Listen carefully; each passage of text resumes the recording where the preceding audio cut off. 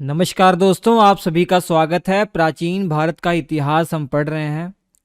अब दक्षिण भारत का इतिहास उसमें शुरू हो चुका है। हालांकि इससे पहले भी कुछ लेक्चर हमने दक्षिण भारत के इतिहास पे ऑलरेडी आपको पढ़ा दिए हैं। तो ये लेक्चर नंबर 18 होगा, प्राचीन भारत का इतिहास। आज हम पढ़ेंगे कल्याणी के चालुक्य वंश। बहुत ही महत्वपूर्ण वंश है। इसके बारे में जो भी इम्पोर्टेंट जानकारी मैं आपको दूंगा, ये सभी आपकी परीक्षा के लिए बहुत ही उपयोगी होगा। तो वीडियो बिल्कुल भी मिस मत कीजिएगा, पूरा वीडियो देखिएगा, आपको आनंद आने वाला है। कल्याणी का जो चालुक्य वंश है, इस वीडियो को देखने के बाद आपका क्लियर हो जाएगा। तो देखिए, दक्षिण भारत के इतिहास में जो आपको महत्वपूर्ण वंश पढ़ने थे, वो पल्लव वंश पढ़ना था, आपने पढ़ लिया। फिर बादामी के चालुक्य वंश और वेंगी के चालुक्य वंश। बादामी के चालुक्य वंश, वेंगी के चालुक्य वंश, इनको आपने पैरेलल में पढ़ा। तो आपने देखा कि बादामी के चालुक्य वंश को समाप्त कर दिया जाता है राष्ट्रकूटों के द्वारा। अब राष्ट्रकूट जब होते हैं तो ये 753 से 982 ईस्वी तक अपना शासन करते हैं, और इसके बाद राष्ट्रकूटों का पतन कर दिया जाता है कल्याणी के चालुक्य वंशों के द्वारा। तो चालुक्य जो वंश हैं, इनकी 3 शाखाएं थी। पहले 543 ईस्वी से 753 ईस्वी तक आपके बादामी के चालुक्य वंश रहे थे।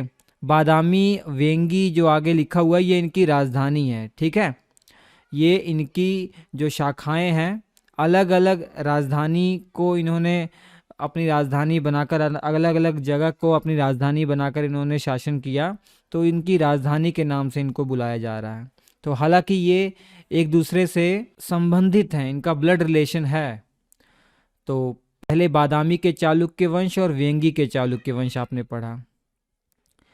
अब जब बादामी के जो चालुक्य वंश थे, इनको समाप्त किसके द्वारा किया गया? राष्ट्रकूटों के द्वारा। दोबारा फिर से राष्ट्रकूटों को समाप्त कर दिया गया उन चालुक्यों के द्वारा।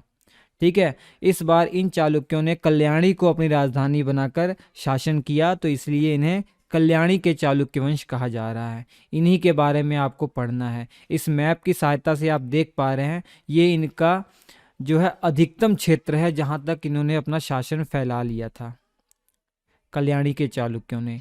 अब कल्याणी के जो चालुक्य वंश थे, इनके जो महत्वपूर्ण शासक थे, इनकी लिस्ट आपके सामने है। इन्हीं के बारे में आपको पढ़ना है। इन्हीं के हिसाब से जो है आप एग्जाम में प्रश्न पूछे जाते हैं। सबसे पहला नाम आता है तैलप द्वितीय का। सबके बारे में मैं डिटेल में बताऊंगा, फिलहाल आप इनका नाम देख लीजिए। तैलप द्वितीय इनके संस्थापक हैं।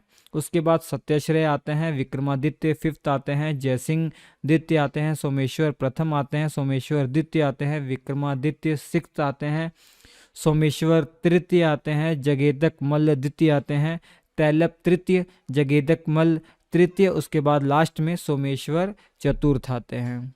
ठीक है, तो इनका जो है एक दूसरे से क्या रिलेशन है, ये भी आपके लिए जानना जरूरी है, ताकि आपके दिमाग में इनका पूरा फैमिली स्ट्रक्चर बन जाए और कोई भी प्रश्न, कैसा भी प्रश्न हो, आप आसानी से कर पाएँ।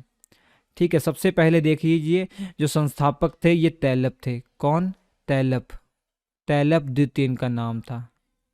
ठीक है, ये पहले किसके सामंत हुआ करते थे?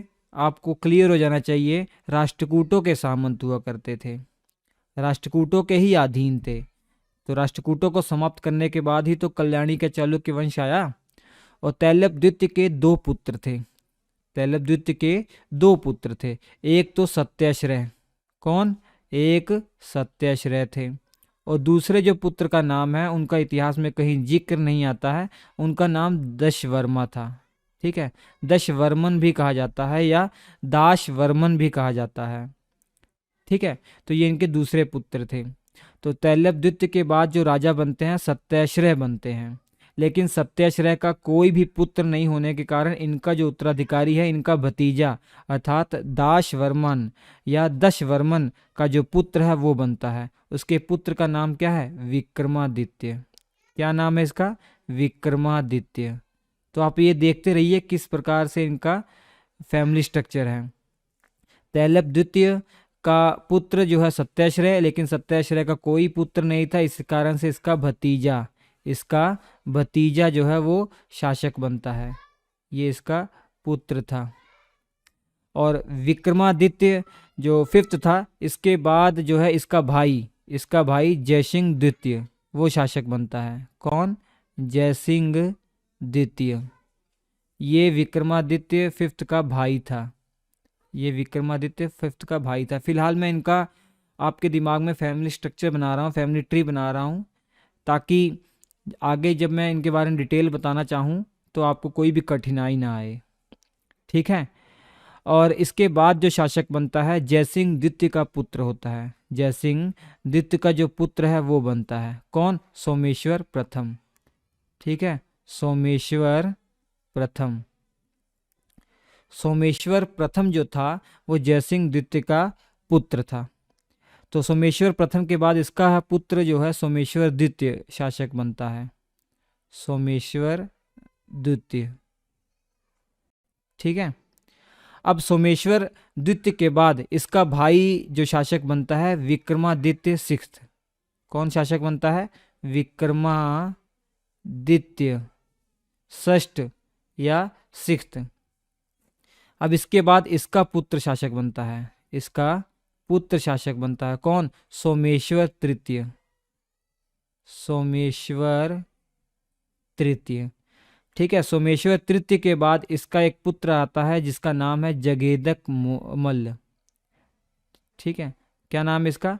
जगेदक मल्ल द्वितीय। जगेदक मल्ल द्वितीय। ये किसका पुत्र था? सोमेश्वर तृतीय का पुत्र था। उसके बाद देखिए सोमेश्वर तृतीय के 3 पुत्र थे जो राजगद्दी पर बैठे थे। पहले जगेदक मल्ल द्वितीय बैठा, इसके बाद इसका जो भाई था तैलप तृतीय। तैलप तृतीय वो शासक बनता है। उसके बाद इनका जो तीसरा भाई था जगेदक मल्ल तृतीय, उसका नाम था, क्या नाम था? जगेदक मल्ल तृतीय शासक बनता है। ठीक है। और इसके बाद जो जगेदक मल्ल तृतीय का एक मतलब उनका पुत्र तो था नहीं कोई, जगेदक मल्ल तृतीय का कोई पुत्र नहीं था। इसी कारण से इनका भतीजा शासक बनता है, जो आखिरी शासक होता है भतीजा इनका, अर्थात तैलप तृतीय का वो पुत्र था। इनका पुत्र था वो शासक बनता है। उसका क्या नाम है? सोमेश्वर चतुर्थ। सोमेश्वर चतुर्थ। तो सोमेश्वर चतुर्थ कल्याणी के चालुक्य वंश का अंतिम राजा था। तो ये सभी आपस में कैसे संबंधित है ये आपको एक बार क्लियर हो गया होगा। हालांकि आप डिटेल पढ़ते रहेंगे तो फिर से मैं आपको बताता रहूँगा, समझाता रहूँगा। ठीक है। तो इनके बारे में इतनी जानकारी आप ये ले लीजिए। आगे बढ़ने से पहले मैं बहुत ही इम्पोर्टेंट इन्फॉर्मेशन आपको देना चाह रहा हूँ। बहुत सारे स्टूडेंट कह रहे थे ये नोट्स लेने के लिए, तो आप हमारी ऐप पर जाकर पूरे जीएस के कोई भी नोट्स आप ले सकते हैं और पूरे यूट्यूब पे सबसे कम कीमत में है, ना के बराबर कीमत पे आपको ये नोट्स मिल जाएंगे। बहुत अच्छी आप तैयारी कर सकते हैं।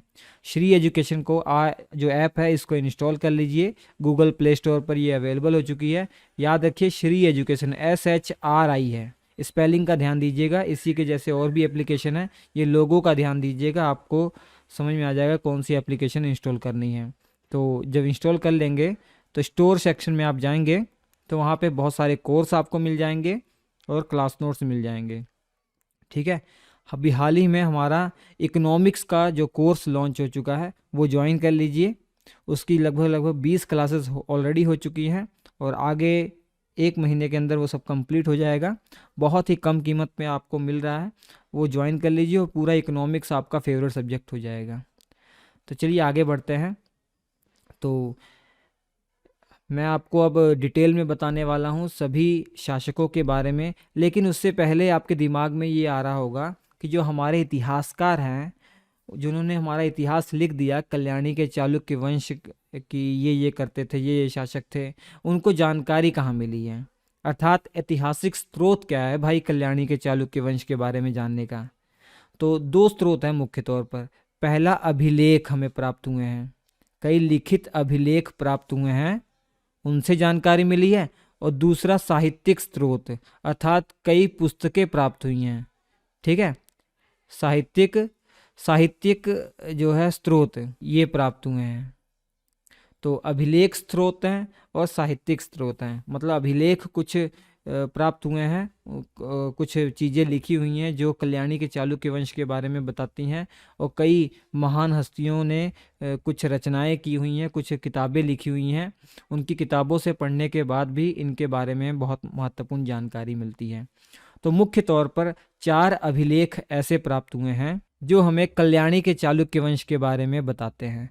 वो 4 अभिलेख कौन कौन से हैं, याद रख लीजिए। पहला है चिपलून अभिलेख। कौन सा अभिलेख? चिपलून अभिलेख। ये जो चिपलून अभिलेख है, ये हमें महाराष्ट्र के रत्नागिरी से प्राप्त हुआ है। जो यहाँ पे सत्याश्रय है ना, सत्याश्रय जो शासक है, इन्हीं के बारे में सारी जानकारी हमें चिपलून अभिलेख से मिलती है। और इसी अभिलेख से हमें ये जानकारी मिलती है कि साधु संतों को दान दिया था सत्याश्रय ने। इसके अलावा जो दूसरा अभिलेख आपको याद रखना है, नीलगुंड अभिलेख। कौन सा अभिलेख? नीलगुंड अभिलेख। नीलगुंड अभिलेख, ये दूसरा अभिलेख आपको याद रखना है जो कल्याणी के चालुक्य वंश के बारे में बताता है। जो कल्याणी के चालुक्य वंश का स्टार्टिंग का जो इतिहास है, शुरुआत का जो इतिहास है, उसकी जानकारी हमें नीलगुंड अभिलेख से मिलती है। नीलगुंड अभिलेख। ठीक है। तीसरा जो अभिलेख आपको याद रखना है, कैथोम अभिलेख है। कौन सा? कैथोम। कैथोम अभिलेख। इससे भी हमें बहुत सारी जानकारी कल्याणी के चालुक्य वंश के बारे में मिलती है। मुख्य रूप से जो आपके विक्रमादित्य फिफ्थ हैं, इनके शासनकाल के बारे में जो संपूर्ण जानकारी है वो हमें कैथोम अभिलेख से ही मिलती है। इसके अलावा अन्य जानकारियाँ भी मिलती हैं, लेकिन मुख्य तौर पर विक्रमादित्य फिफ्थ के टाइम पीरियड पर जो बातें थी, सारी जानकारी हमें कैथोम अभिलेख से प्राप्त हुई है। और चौथा अभिलेख आपको जो याद रखना है, तिरदाल अभिलेख। ठीक है, तिरदाल अभिलेख, ये चौथा अभिलेख है जो मुख्य तौर पर विक्रमादित्य सिक्स्थ के बारे में सारी जानकारी बताता है। तो ये है अभिलेखीय स्रोत जो हमें चालुक्य वंश के बारे में बताते हैं, कल्याणी के चालुक्य वंश के बारे में बताते हैं। अब बात करते हैं साहित्यिक स्रोत की। अब बात हम करेंगे साहित्यिक स्रोत की। अब देखिए, जो पहली पुस्तक हमें जो प्राप्त हुई है, जो कल्याणी के चालुक्य वंश के बारे में, इनके इतिहास के बारे में बताती है, वो विक्रमांक देव हैं। उस पुस्तक का नाम क्या है? उस रचना का क्या नाम है? विक्रमांक देव चरित। ठीक है। ये किसने लिखी है? विल्हण के द्वारा इसकी रचना की गई है। विल्हण एक कवि थे, एक लेखक थे, उन्हीं के द्वारा विक्रमांक देव चरित की रचना की गई है। ठीक है। एक दूसरी पुस्तक है गदा युद्ध। गदा युद्ध कन्नड़ भाषा में है, और इसे पढ़ने के बाद भी चालुक्य वंश के बारे में बहुत सारी जानकारी मिलती है। ठीक है। ये किसकी रचना है? रत्ना की रचना है। इसके जो रचनाकार है वो रत्ना, उनका नाम क्या है? रत्ना है।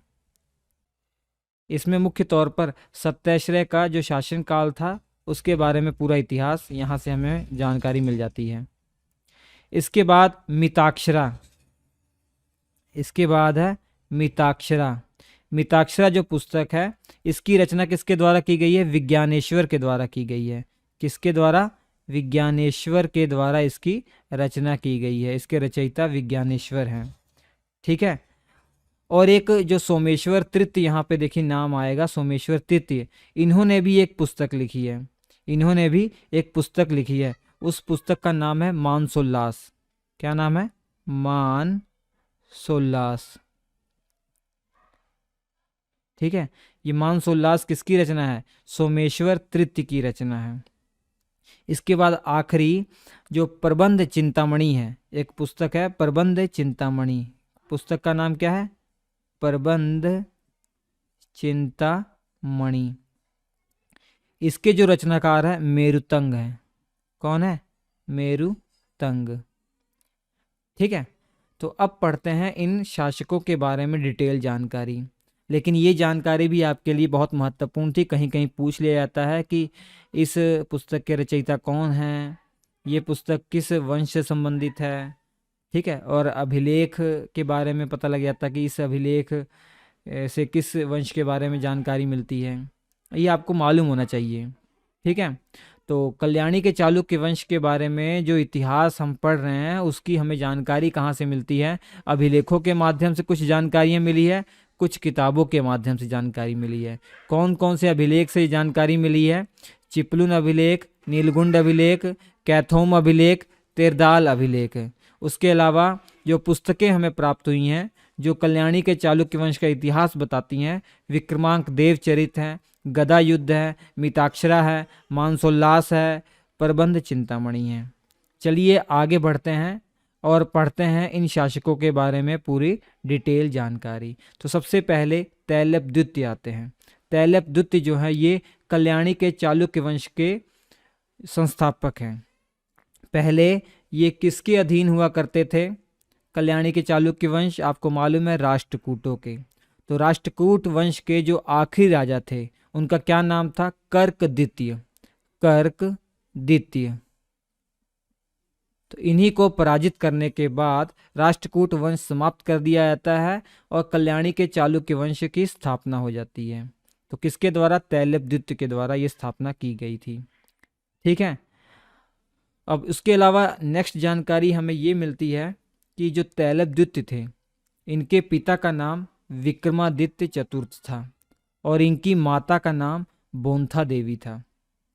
ये हमें जानकारी जो है नीलगुंड अभिलेख से मिलती है। अभी आपको नीलगुंड अभिलेख बताया भी था हमने, ठीक है। नीलगुंड अभिलेख से हमें ये जानकारी मिलती है इनके पिता विक्रमादित्य चतुर्थ ने कुलचूरी राजवंश की रानी बोंथा देवी से शादी की थी। कौन से राजवंश की ये रानी थी? कुलचूरी।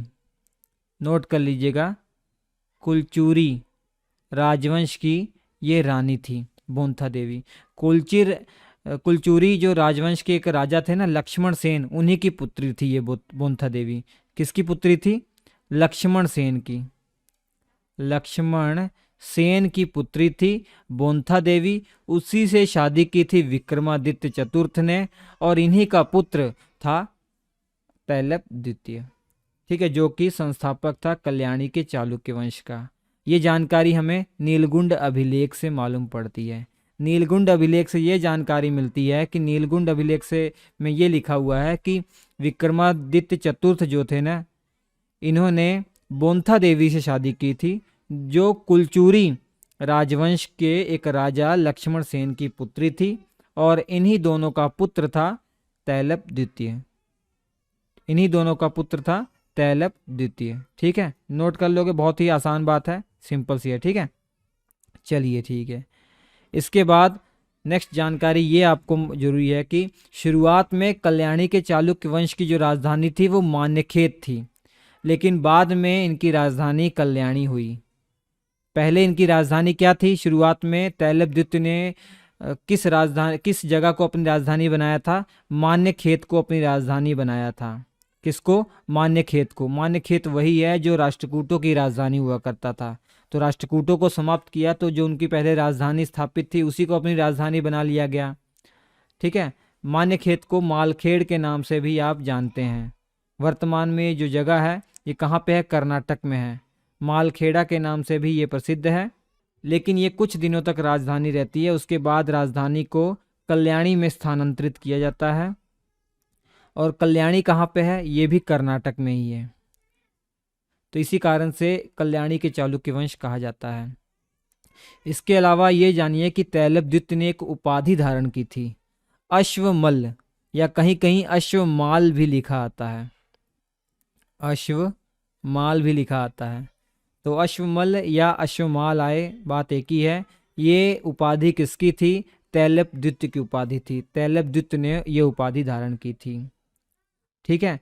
और मेरुतंग का नाम अभी हमने आपको बताया ना, मेरुतंग जिन्होंने प्रबंध चिंतामणि लिखा था, प्रबंध चिंतामणि के रचयिता मेरुतंग इन्हीं के दरबार में रहते थे। अभी हमने आपको साहित्यिक स्रोत की बात की तो उसमें प्रबंध चिंतामणि आया था। ये जो पुस्तक है किसके द्वारा लिखी गई है? मेरुतंग के द्वारा लिखी गई है। और मेरुतंग किसके दरबार में रहते थे? तैलप द्वितीय के ही दरबार में रहते थे। तो ये आपको समझ में आ गया होगा। ठीक है, अब इसके बाद तैलप द्वितीय के बाद सत्याश्रय आता है। सत्याश्रय जो था ये पुत्र था किसका? तैलप द्वितीय का पुत्र था। इसका जो शासनकाल है 997 ईस्वी से लेकर 1006 ईस्वी तक इसका शासनकाल रहता है। तैलप द्वितीय का ये पुत्र था। ठीक है, और आगे चलकर जब आप मध्यकाल का इतिहास पढ़ेंगे, मध्यकालीन इतिहास पढ़ेंगे, तो महमूद गजनवी का नाम आएगा। तो महमूद गजनवी का जब आक्रमण हुआ था उत्तर भारत में, तो इसी का टाइम पीरियड था। इसी के टाइम पीरियड में महमूद गजनवी ने उत्तर भारत में आक्रमण किया था। किसका टाइम पीरियड था? सत्याश्रय का टाइम पीरियड था। जो ये टाइम पीरियड आपको मैं दक्षिण भारत के इतिहास में पढ़ा रहा हूँ ना, यही टाइम पीरियड में उत्तर भारत में अब मुस्लिम आक्रमण हो चुके थे। वो आप मध्यकाल के इतिहास में पढ़ेंगे सारी जानकारी। फिलहाल हम दक्षिण भारत में हैं। ठीक है, और ये जो टाइम पीरियड चल रहा है तो अपने दिमाग में आप रखिएगा। जब मैं आपको पढ़ा दूंगा मध्यकाल का इतिहास, तो अपने दिमाग में आप रखिएगा कि पैरेलल में क्या क्या घटनाएं हो रही हैं, किस मुस्लिम आक्रमण का कैसे हो रहा है, कौन सा जो आपको राजपूत वंश है कहाँ पर है, ये सारे आपके डाउट क्लियर हो जाएंगे। फिलहाल जो भी वंश आप पढ़िए एकदम अच्छे से पूरा क्लियर करके पढ़िए, यही तरीका है, अपने दिमाग को उलझाइए ना। तो नेक्स्ट जानकारी ये महत्वपूर्ण है सत्रश्रय के बारे में कि इसने एक शासक को हराया था, जिस शासक का नाम था चामुंड राज। ये गुज्जर प्रतिहार शासक था। ये आप पढ़ेंगे मध्यकाल के इतिहास में। जो ये राजपूत वंश था गुज्जर प्रतिहार, बहुत ही बहादुर वंश था ये। तो उसी वंश के एक शासक थे चामुंड राज, तो उन्हीं को हराया था सत्याश्रय ने। सत्याश्रय ने किसको हराया था? गुज्जर प्रतिहार शासक चामुंड राज को हराया था। इसके बाद जो शासक आते हैं विक्रमादित्य फिफ्थ। विक्रमादित्य फिफ्थ, जैसा कि पहले ही आपको बताया, सत्याश्रय का कोई पुत्र नहीं था। तो इसी कारण से सत्याश्रय का जो भतीजा था विक्रमादित्य फिफ्थ या विक्रमादित्य पंचम, वो इनका उत्तराधिकारी बनता है, वो राजगद्दी पर बैठता है। जैसा कि आपको पहले भी हमने बताया कि तैलप द्वितीय के दो पुत्र थे। पहले पुत्र का नाम सत्याश्रय था और दूसरे पुत्र का नाम दशवर्मा था या दाशवर्मन था। ठीक है, दशवर्मा था। तो दशवर्मा का पुत्र था ये विक्रमादित्य पंचम। ठीक है, ये किसका भतीजा था? सत्याश्रय का भतीजा था। इसके बारे में एक और जानकारी आपको चाहिए, जो कैथोम अभिलेख अभी आपने पढ़ा। कैथोम अभिलेख से यह जानकारी मिलती है कि जो आपका विक्रमादित्य पंचम था ये बहुत ही यशस्वी था और ये बहुत ही बड़ा दानशील था। इसने बहुत सारी चीज़ें दान दी हुई थी साधु संतों को। तो ये दानशील शासक था। कौन? विक्रमादित्य फिफ्थ। ये जानकारी किस अभिलेख से प्राप्त हुई है? कैथोम अभिलेख से प्राप्त हुई है। सारी जानकारियों को मैंने बहुत ही सिंपल तरीके से रिप्रेजेंट किया है, तो बस ध्यान से आप समझते जाइए। ध्यान से समझेंगे तो एक ही वीडियो में आपको सब क्लियर हो जाएगा। इसके अलावा ये भी आपको जानना जरूरी है, जो राजा भोज थे, जो राजा भोज प्रथम है, इनको भी हराया था। राजा भोज प्रथम को हराया था विक्रमादित्य फिफ्थ ने। राजा भोज प्रथम किस वंश से संबंधित थे? परमार वंश से संबंधित थे। परमार वंश के एक बहादुर शासक थे राजा भोज प्रथम, उन्हीं को हराया गया था विक्रमादित्य पंचम के द्वारा। विक्रमादित्य पंचम का जो टाइम पीरियड है 1006 ईस्वी से लेकर 1015 ईस्वी तक रहता है। इसके बाद इसका भाई जयसिंह द्वितीय शासक बनता है। ये विक्रमादित्य पंचम का भाई था। ठीक है, अपने भाई की मृत्यु के बाद जयसिंह जो द्वितीय है वो राजगद्दी पर बैठता है। इसके बारे में बहुत महत्वपूर्ण जानकारी आपको याद रखना है। 1019 की बात है, 1019 ईस्वी की बात है। जयसिंह ने विष्णुवर्धन विजयादित्य सेवंथ या सप्तम की सहायता के लिए सेना भेजी थी। पूरी कहानी मैं आपको बताता हूँ, ध्यान से समझिएगा। वेंगी के चालुक्य वंश के बारे में आपने पढ़ा। वेंगी के चालुक्य वंश। ठीक है, ये पढ़ा ही आपने। वेंगी के चालुक्य वंश में एक शासक थे। उस शासक का जो नाम था विमलादित्य। उस शासक का नाम था विमलादित्य। ठीक है, विमलादित्य की जब मृत्यु हो जाती है तो विमलादित्य के दो पुत्रों में सत्ता को लेकर विवाद उत्पन्न हो जाता है। इसके दो पुत्रों में एक कहता है कि मैं शासक बनूंगा, दूसरा पुत्र कहता है मैं शासक बनूंगा। उन दोनों पुत्रों का नाम भी मैं लिख देता हूं यहाँ पर। पहले पुत्र का नाम तो राजा राज है, राजा राज। और दूसरे पुत्र का नाम है विष्णुवर्धन विजयादित्य सेवंत। विष्णुवर्धन विजयादित्य सेवंत। वेंगी के चालुक्य वंश के जो राजा थे, विमलादित्य की मृत्यु के बाद उनके दो पुत्रों में जो है विवाद उत्पन्न हो जाता है सत्ता को लेकर। हालांकि ये दोनों सौतेले भाई थे। विमलादित्य, पिता तो इनके एक ही थे लेकिन माताएं इनकी अलग अलग थी। विमलादित्य ने कई शादियां की थी ना, तो ये अलग माँ का पुत्र था और ये अलग माँ का पुत्र था। और जो विष्णुवर्धन विजयादित्य था, इसकी सहायता के लिए जयसिंह आगे आए। जयसिंह द्वितीय जिनके बारे में आप पढ़ रहे हैं, ये आगे आए। इन्होंने अपनी सेना भेज दी। लेकिन राजा राज की सहायता के लिए चोल शासक आगे आ गए। चोल शासक कौन उस समय थे? राजेंद्र प्रथम। राजेंद्र प्रथम आ गए। राजेंद्र प्रथम ये चोल शासक थे। कौन थे ये? चोल शासक थे। चोल वंश आगे पढ़ेंगे तो आपको समझ में आएगा। और जयसिंह द्वितीय ये कल्याणी के चालुक्य वंश थे।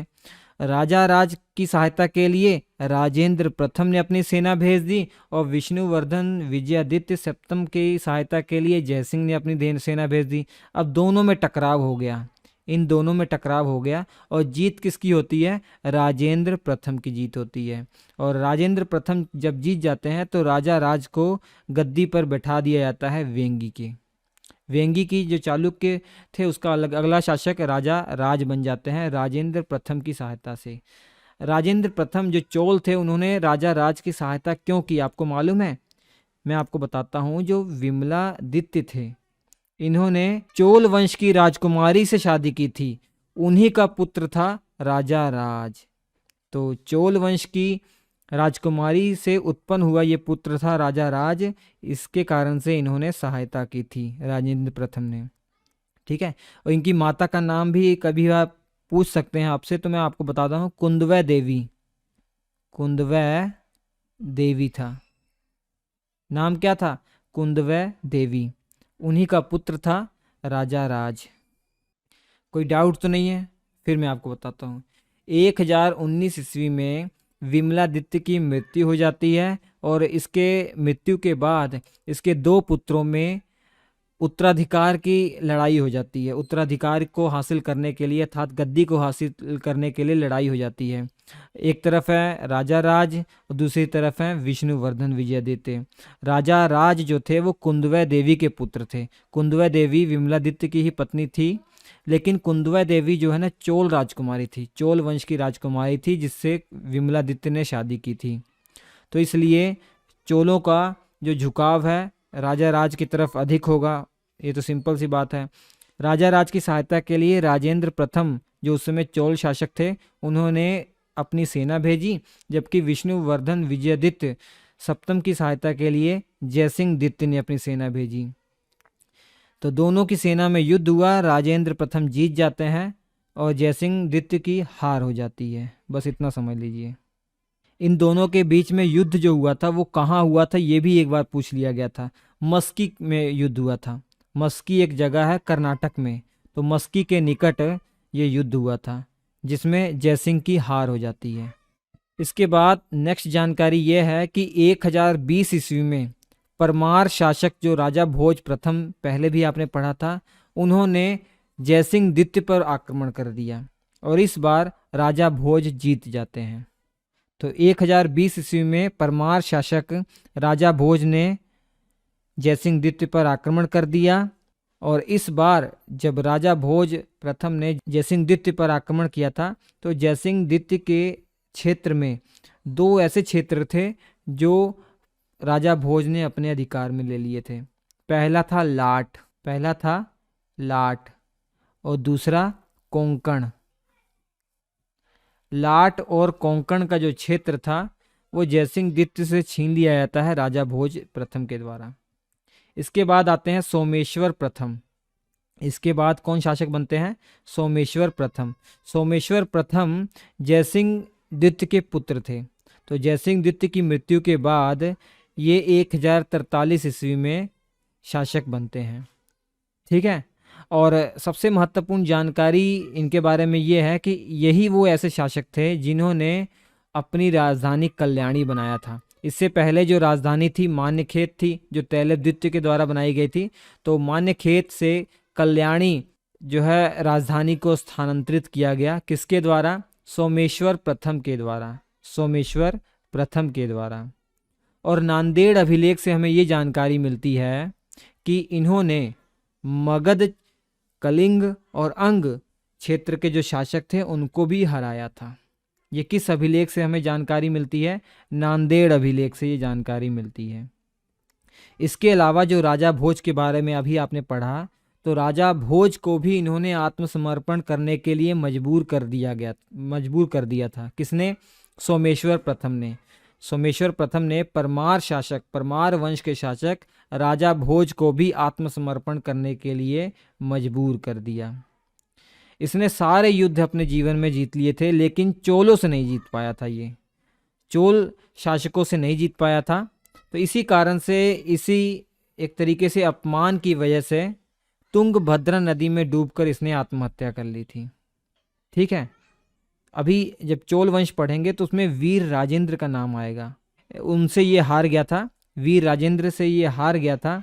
उसी कारण से जो है एक क्षेत्र आता है करुवती। कौन सा क्षेत्र है? करुवती। वहीं के समीप तुंगभद्रा नदी में जाकर इसने आत्महत्या कर ली, डूब के आत्महत्या कर ली। किसने? सोमेश्वर प्रथम ने। ठीक है। इसके बाद सोमेश्वर प्रथम के बाद इसका पुत्र 1068 ईस्वी में शासक बनता है। अपने पिता के बाद 1068 ईस्वी में सोमेश्वर द्वितीय के द्वारा राजगद्दी संभाली जाती है। और इसके राज्य में भी वीर राजेंद्र ने आक्रमण किया था। वीर राजेंद्र का आक्रमण इसके समय में भी हुआ था, लेकिन एक संधि हो गई थी। संधि ये हुई थी कि सोमेश्वर द्वितीय का जो छोटा भाई था, जिसका नाम था विक्रमादित्य सिक्त, इसकी शादी कर दी जाती है चोल वंश की एक रानी के साथ। देखिए, समझिए क्या हुआ। वीर राजेंद्र का हमला हुआ सोमेश्वर द्वितीय पर, और इस हमले के दौरान इन दोनों में एक संधि हो जाती है। संधि में ये होता है कि विक्रमादित्य सिक्त को चोल वंश की जो रानी थी उससे के साथ शादी करवा दी जाती है, विक्रमादित्य सिक्त की। अब होना ये था कि विक्रमादित्य सिक्त जो थे, जो कि सोमेश्वर द्वितीय के भाई थे, अब ये दामाद बन चुके थे चोल शासकों के। तो चोल शासक तो यही चाहेंगे कि राजगद्दी पर विक्रमादित्य सिक्त बैठें, इसलिए उन्होंने सोमेश्वर द्वितीय के राजपाट में हस्तक्षेप करना शुरू कर दिया। उसके बाद सोमेश्वर द्वितीय पर प्रेशर बनाया गया। प्रेशर बनाने के बाद विक्रमादित्य सिक्त जो छोटा भाई था, इसे चालुक्य वंश का जो दक्षिणी हिस्सा था, जो चालुक्य वंश का जो क्षेत्र था टोटल, उसका जो दक्षिणी हिस्सा था, उसका राजकुमार बना दिया जाता है। किसको? विक्रमादित्य सिक्त को। इसके बाद होता क्या है, विक्रमादित्य सिक्त जो राजकुमार अब बन जाता है, अब इसका विवाद सोमेश्वर द्वितीय के साथ होना शुरू हो जाता है। अपने भाई के साथ विवाद होना शुरू हो जाता है। एक तरीके से कह सकते हैं बगावत ये कर देता है अपने भाई के ही खिलाफ। तो अंत में वर्ष 1076 ईस्वी की बात है, सोमेश्वर द्वितीय ने विक्रमादित्य पर आक्रमण कर दिया कुलोतुंग नाम के एक राजा की सहायता से। सोमेश्वर द्वितीय ने किसकी सहायता ली थी? कुलोतुंग की सहायता ली थी। कुलोतुंग की सहायता से वो विक्रमादित्य पर हमला कर देता है, विक्रमादित्य सिक्स्थ पर हमला कर देता है। लेकिन विक्रमादित्य सिक्स्थ था कौन? ये भले ही सोमेश्वरदित्य का भाई था, लेकिन अब ये दामाद बन चुका था चोल शासकों का। तो चोल शासक इसकी पूरी तरीके से मदद करते हैं। और होता ये है कि विक्रमादित्य जो सिक्स्थ थे, इन्होंने अपने भाई सोमेश्वरदित्य को बंदी बना लिया। तो 1076 ईस्वी में अब विक्रमादित्य राजगद्दी पर बैठ जाते हैं। अपने भाई को बंदी बनाने के बाद विक्रमादित्य राजगद्दी पर बैठ जाते हैं। और सबसे प्रतापी, सबसे शक्तिशाली राजा यही था कल्याणी वंश का। कल्याणी के चालुक्य वंश का सबसे प्रतापी शासक आपसे पूछा जाए तो विक्रमादित्य सिक्स्थ ही था, जिसका शासनकाल 1076 ईस्वी से 1126 ईस्वी तक था। देखिए कितना लंबा शासनकाल है, लगभग 50 वर्षों का ये शासनकाल है। किसका? विक्रमादित्य सिक्स्थ का। ठीक है।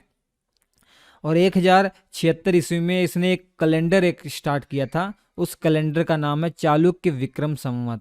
1076 में चालुक्य विक्रम संवत जो कैलेंडर है वो विक्रमादित्य सिक्स्थ के द्वारा ही स्टार्ट किया गया था। इसके अलावा आपको ये जानना है कि जो विक्रमादित्य सिक्स्थ था ये कौन था? चोलों का दामाद ही था। तो इसी कारण से चोलों ने इन्हें ज़्यादा परेशान नहीं किया। तो इनका जो शासनकाल है ना पूरा शांतिपूर्वक ही रहा। तो इनके टाइम पीरियड में अगर शांति बनी रही है तो इसका मतलब कला और साहित्य के क्षेत्र में तो विकास तो होंगे ही होंगे। एक तो इनका इतना लंबा कार्यकाल है। तो विक्रमपुर एक नगर जो था वो किसके द्वारा बसाया गया था? विक्रमादित्य सिक्स्थ के द्वारा ही या षष्ठ के द्वारा ही बसाया गया था। कौन? विक्रमपुर नामक एक नगर बसाया गया था। और इसी नगर में एक विष्णु भगवान का बहुत ही विशाल मंदिर बनवाया गया था। किसके द्वारा? विक्रमादित्य सिक्स्थ के द्वारा ही बनवाया गया था। और इसी नगर के अंदर एक बहुत ही बड़ा झील भी बनवाया गया था विक्रमादित्य सिक्स्थ के द्वारा। इसके अलावा विक्रमादित्य जो षष्ठ थे, इनके दरबार में दो बहुत ही महत्वपूर्ण लोग रहते थे। एक विज्ञानेश्वर और दूसरा विल्हण। विज्ञानेश्वर ने कौन सी किताब लिखी है? पहले भी हम बता चुके हैं, मिताक्षरा। विल्हण ने कौन सी किताब लिखी है? विक्रमादेव चरित्रम। विल्हण की रचना विक्रमादेव चरित्रम है और विज्ञानेश्वर की जो रचना है वो मिताक्षरा है। ठीक है, नोट कर लीजिएगा। इसके बाद जो भी शासक आते हैं वो दुर्बल ही शासक होते हैं। तो विक्रमादित्य षष्ठ के बाद जितने भी शासक आए थे वो दुर्बल ही थे। तो एक तरीके से कह सकते हैं कल्याणी के चालुक्य वंश का जो डिक्लाइन है वो शुरू हो चुका था।